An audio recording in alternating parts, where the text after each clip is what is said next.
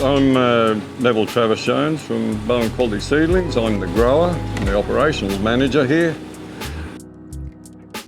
In the last 3-4 years, we've branched out into growing blue agave.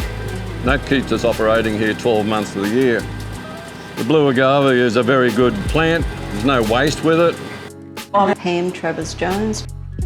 When we first started, they told us we'd probably be about 8 years, 6 to 8 years before we could actually pick it and distill it. But we've managed to actually get the plants out there in 4 years. So Mexico have now been asking us questions, just how to grow it, what to do, and it's been really interesting actually.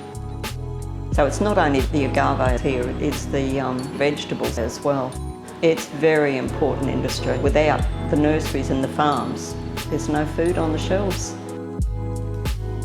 We need a lot more younger ones in the industry. The opportunity here to learn all that and produce the food for people and Australians, I think would really be a bit of a buzz for the young ones, seeing what they can do.